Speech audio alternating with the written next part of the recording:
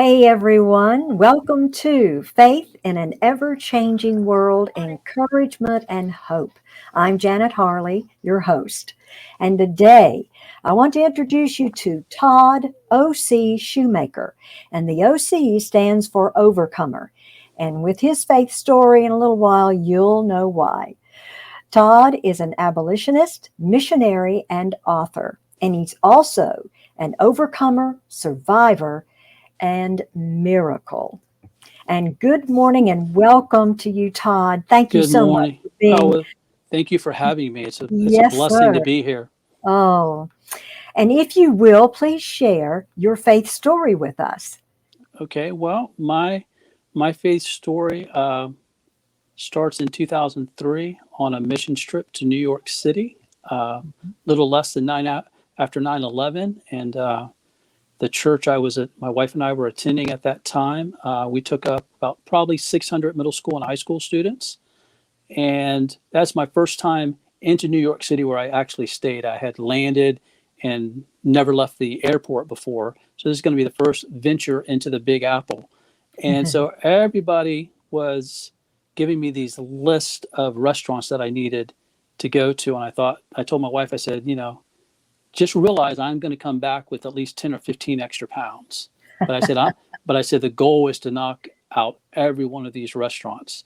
So we get up there, and we got there for lunch, and I told my boys, I said, you get to pick today, but the rest of the trip, you're going wherever I say we're going. And so had a great day that night, just reflecting back on the day.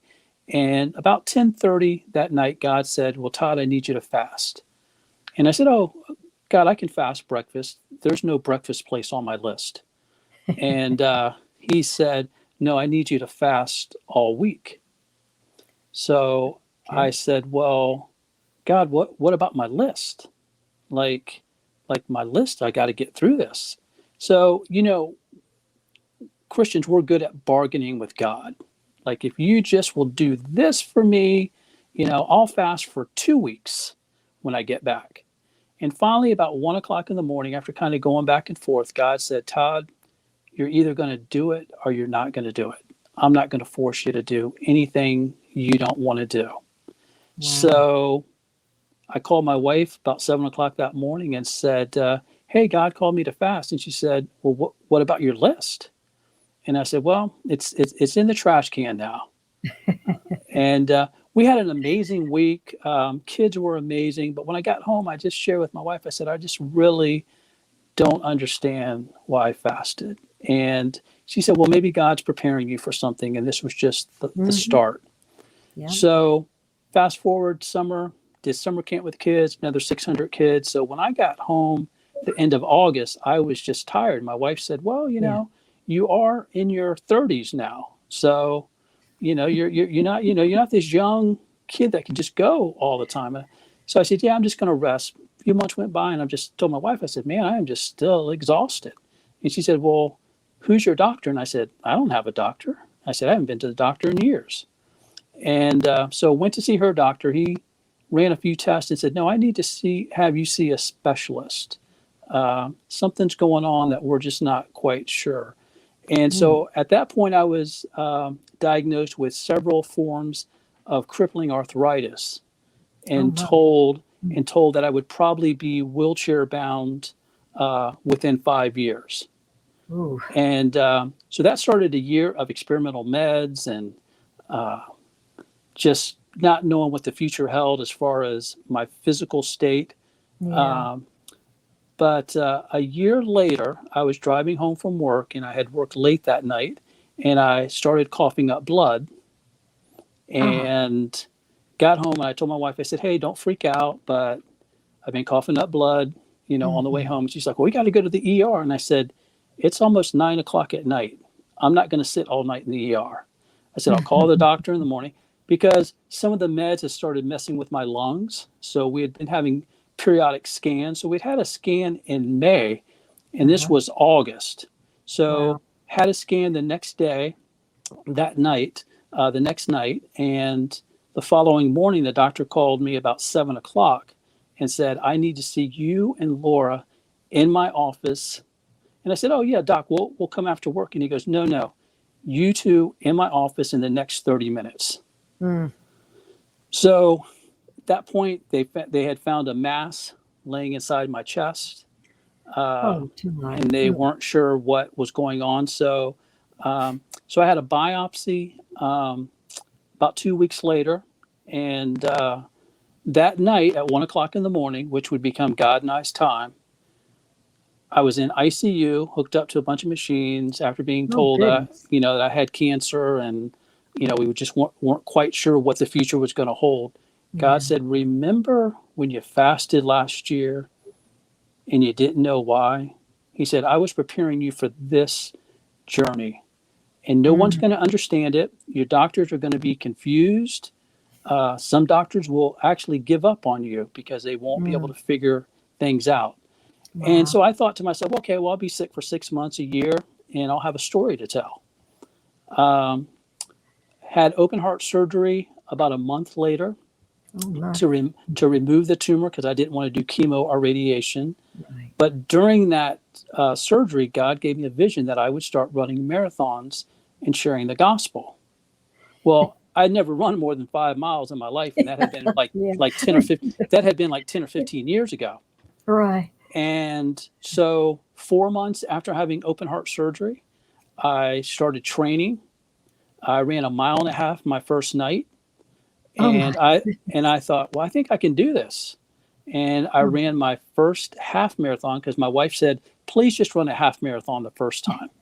So ran a half marathon. It rained from the beginning till the end, and I oh thought, what in my the world did I goodness. get myself into? But Yeah. I enjoyed every minute of it. Uh, Wonderful. and So things just went on, and we were doing well. I thought, okay, well, I had my little scare, but God's given me a platform. Yes. And in 2007, I was actually diagnosed with young onset Parkinson's. Oh, my Uh, goodness. and my first question was, well, can I keep running? And the Yeah. doctor said, you can do anything you want, but at some point, your body will say no. Yeah. That could be a year from now. That could be 20 years from now. Mm. So I told my wife, I said, I've been diagnosed with cancer. Now I'm diagnosed with Parkinson's. I said, I just need to celebrate that God is allowing me to walk this journey.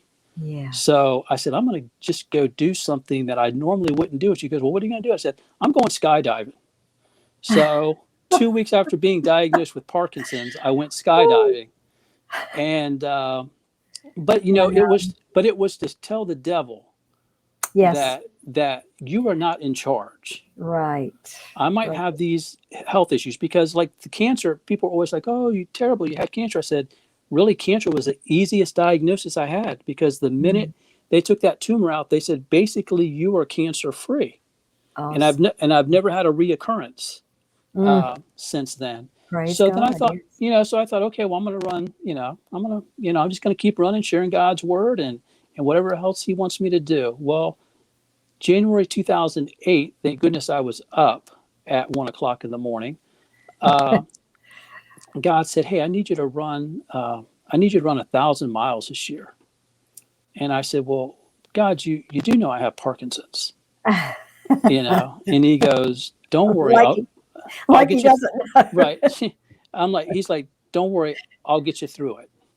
And Oh, so I ran 1,000 miles that year. I went from man. running. Any runners that might be watching, I went from a 3.5 hour marathon to a 6 hour marathon because, I just kept thinking, okay, well, the doctor said at some point my body's just going to get tired. And so I figured, Right. well, maybe my Parkinson's is worse than I thought it was. Yeah. So ran my last marathon in January of 2009, and in March 19th of 2009, I thought I had a cold. They did tests and everything. They said, Todd, it's flu season. Here's some antibiotics. You'll be good in 10 days. By the end of the week, I told my wife, I said, honey, I think I need to go to the hospital. And when she Mm. heard me say that I needed to go to the hospital, she knew something was wrong. Right. Uh, Yeah.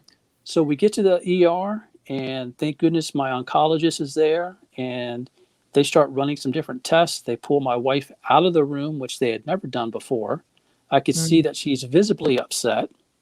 They come back in and they said, "Well, Todd, we don't know how to tell you this, but you only have 24 hours left to live. Your body is beginning to shut down." And I'm like, "What are Oh you my talking?" goodness. I said, "What are you talking about?" I said, "I literally walked in here. I literally Mm. went to work every day this week." Yeah. And they're like, "We don't know what's going on, but you're probably not gonna make it through the night." So Mm. obviously, when I woke up the next morning and actually took a stroll around ICU because I got tired of laying in bed, Yeah. the doctors and nurses were like, "Nobody walks around in ICU." And I said, I'm a child of God. I'm doing what he's telling me to do. So But 22 God, days, yeah, yeah, absolutely. so 22 days later, I was released from ICU, and I Uh-huh. was diagnosed at that point with myasthenia gravis, which is a autoimmune issue, but it attacks your Oh, muscles. So it's kind of like if you were to run from here to the corner, your muscles might need a second to refire and get back to going. Mine may take weeks to do that. So here I yeah. am running marathons Yeah. Mhm. and all this stuff. And the doctors are like, "Well, you mean you used to run marathons?" And my wife is like, "No, no, no, no. He ran a marathon just a few weeks ago." Right. And they said, "Well, that's physically impossible." And I said, "Well, nothing is physically impossible with our Savior." Right. So try to go back to work and stuff like that. I'd go to work for 2 days. I'd be in the hospital for 2 weeks. Oh, Uh, and so finally, the doctors just one night came in my room and I'm doing some work, and they're like, "Todd, what are you doing?" I said, "Oh, give me a minute. I'm finishing a report up." And they're like, "A report? You're still working?" And I'm like, "Yeah." I said, "Still working every day from this yeah. laptop." And they said, Mm. "Well, they're like, well, you can't work anymore and you can't run anymore." Wow. So that night, well, next morning, 1 o'clock in the morning, conversations that would have lasted now for the last 18 years. I said, "God," I said, "what purpose? Like, what purpose do I have?" Yeah. And just back up a little bit, that night that they gave me 24 hours, people always ask my wife and I, "Well, what did you guys pray? Can you please write that prayer down for us? Because my family member's going through this, my friends going through this." And I said, "We didn't pray." I said, "I'm sure my wife prayed Yeah. uh, sometime that night," but I said, "All God told me at that point was, Todd, don't ever look sick and don't ever act sick." And I remember telling my wife and my sister, and they were like, "Well, he's on morphine." So they didn't pay it much. They didn't pay it much Yeah. mind. That's what's making him talk. That's what's making him talk crazy. Like, Yeah. like this could be the last time we're going to see him, and he's talking about not looking sick and acting sick. Yeah. But Yeah. what's interesting about that, and it's this whole story is a God story. I mean, it's Yeah. nothing I've done. Yeah. It's Uh, his story. Yeah. but God said, "Todd, just don't look sick, don't act sick." But for the next 10 years, from 2009 until 2019, I averaged 150 to 200 days a year in the hospital. Whew, That's wee. not including doctor's appointments, Oh my treatments. goodness. So I basically became a professional patient. Um, but during that time, God blessed me with the opportunity to share the gospel with Yes. over 1,000 people, because nurses would come in, staff would come in, other patients would come in. They go, "Well, you don't look sick. You don't act sick. Why are you here?"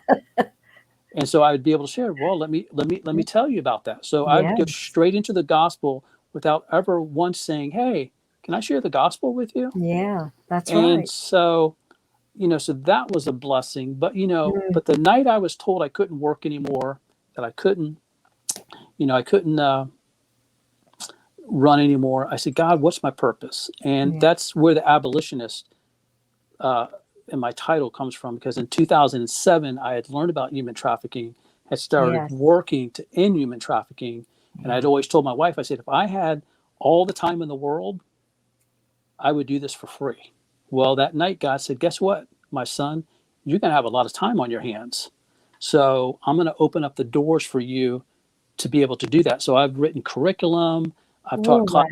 I've taught classes on how to investigate human Uh-huh. trafficking.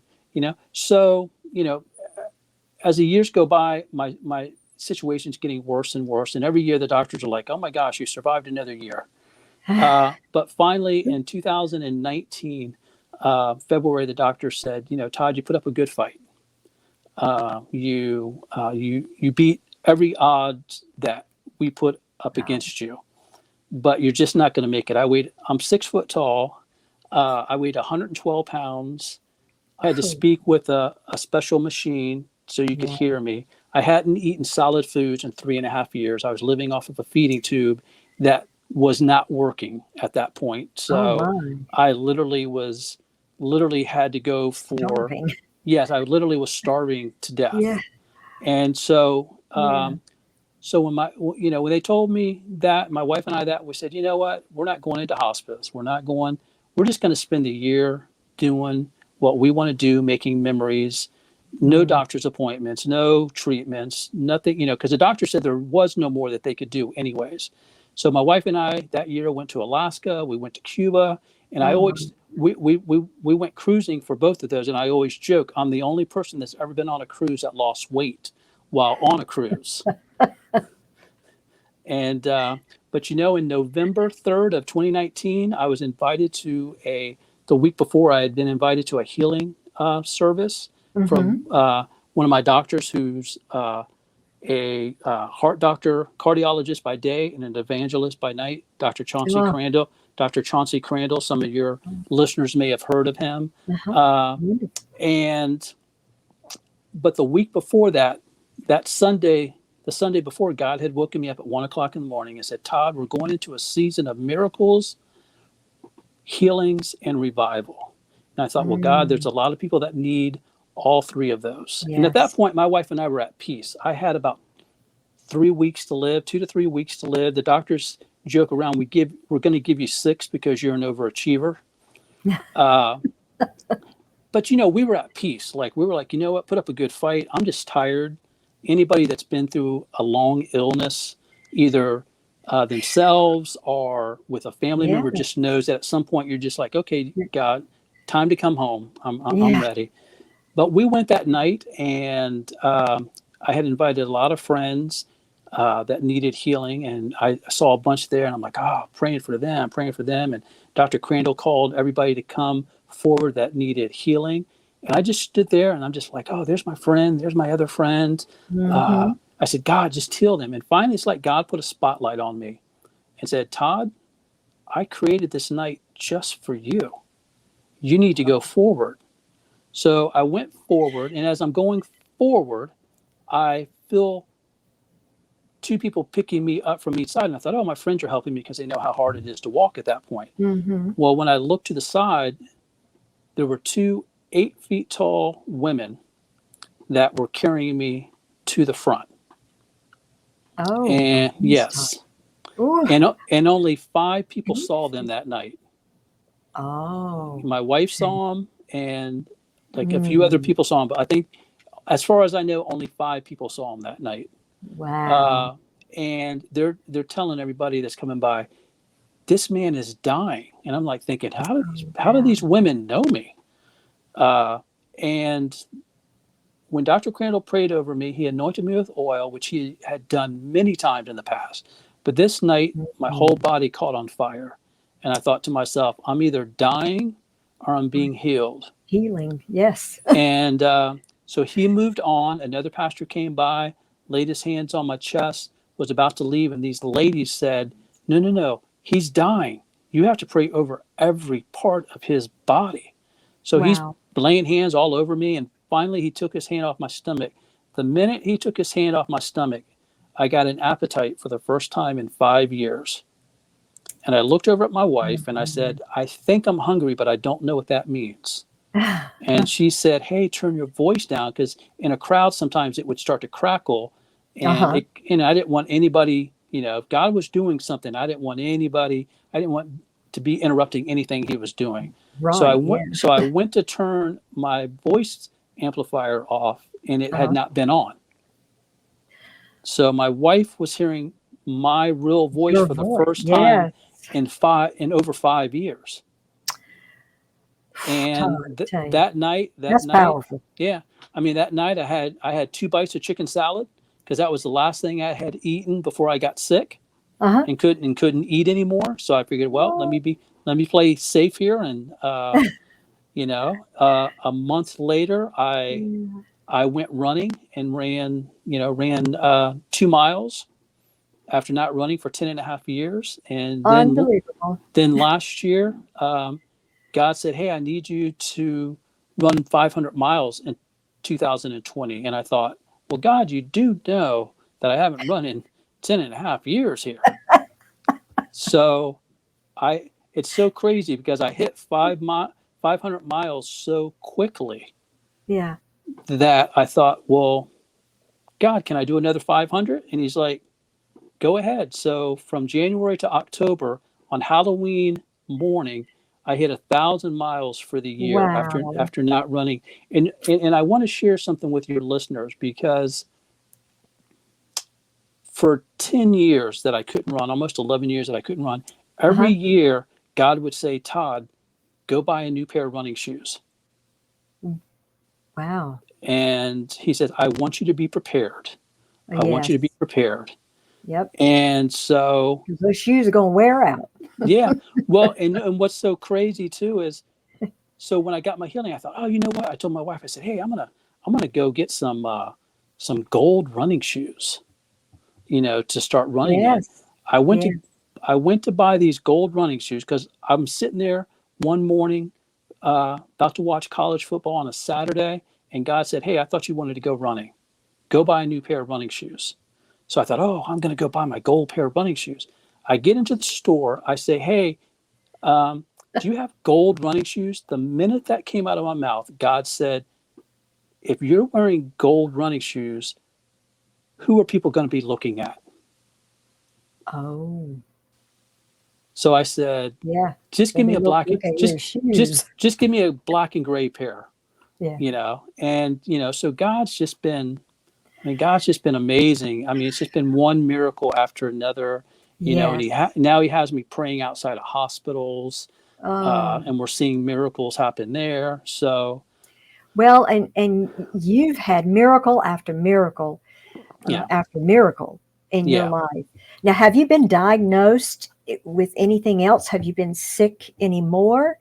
Uh, Well, it's interesting because 2 weeks after my healing, my wife and I went to Atlanta to visit some friends, and because with with Parkinson's for years, people with Parkinson's, you either sleep a lot or you don't sleep at all. And right. I didn't sleep at all. Like even now, I only average about maybe 2 hours a night, uh, of sleep. Wow.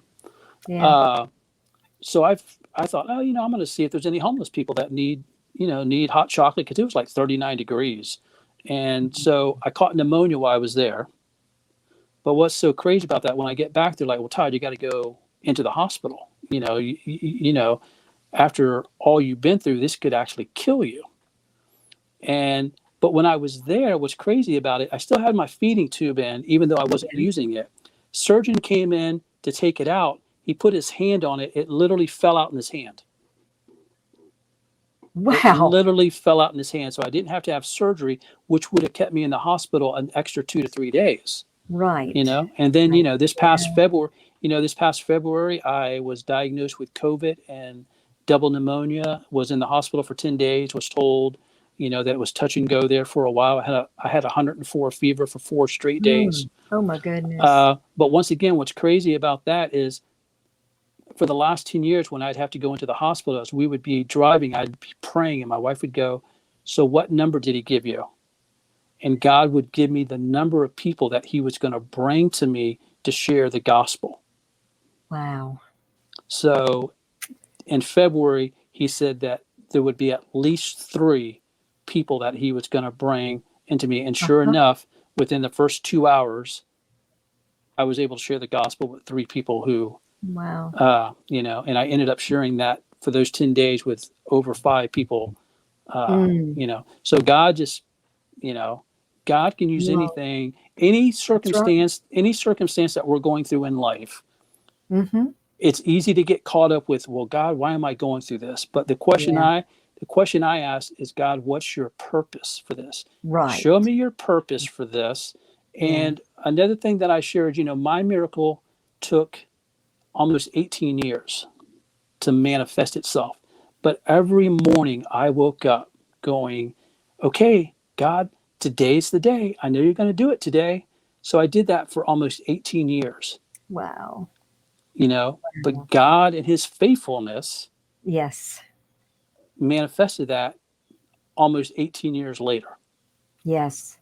And Yeah. I wouldn't trade those last 18 years for anything. But Todd, you had said to me earlier that obedience is Hmm. key. Yes, it is. I often wonder, I was in a men's Bible study last week, and I was sharing a little bit of my story, and most of the guys knew the story, but I said the thing that comes back to me is obedience, because God could have healed me anytime that Yeah. he wanted. Yes. Yeah. But I think back to that Saturday night or early Sunday morning in New York City in 2003, when he said, you're either going to fast or you're not. Mm-hmm. I could have easily said, well, God, it's 100 degrees outside. I got 400, 500 middle school, high school students Yeah. that I'm responsible for. I'll do that some other time. Yeah. And the story could have Hmm. totally been different. How different it would be. And Yeah. it's crazy. One quick thing I wanted to share is when about 2 weeks after my healing, uh, in my 1 o'clock conversations with God, I said, God, I got to ask this question. You could have healed me at any point. I do have to ask, almost 18 years, like not Mm. just 18 years of, hey, you stubbed your toe or something like that, like 18 Yeah. years of literally dying every Yes. day. Yes. And he said, Todd, if I would have healed you that first year, that fifth year, or even that 10th year, all your doctors would have been able to take credit for that. Now, nobody but Mm. me can ever take credit for what I did in your life. Yes. Yes. So I Amen. just encourage people, start walking in your miracle today. Yes. Before it manifests itself, start walking in your miracle today and see how God uses whatever journey you're going through, how God uses that to bring people Absolutely. closer to him. Yes. Yes. And how much more stronger our Yes, relationship with him yes, grows. Yes. yes. And Yeah, that I mean, connection with him. my wife and I, you know, often share with people, we never fought over the small little things. I mean, literally, I can honestly say we'll be married 22 years this September, and literally, we've Wow. never had a fight. Sweet. And a lot of that is because when I got sick, I mean, we were just a few years in, when I got sick. And we were more worried about making memories with each other because we didn't know if we would have the next day. That I Yeah. didn't, she didn't care if I didn't put the top back on the toothpaste, Yeah. like it Yeah. just The wasn't little that big of a deal, yeah. you know. Yeah. So that's what I encourage people to just, you know, Absolutely. make memories with your loved ones and just forget about the Every day. Yeah. small little things that just really don't make Absolutely. a difference. Mm. Yes. Thank you, Todd, so much. Oh, well, How thank you so much. wonderful this faith story has been. Thank you so much for Oh, sharing it with oh, us.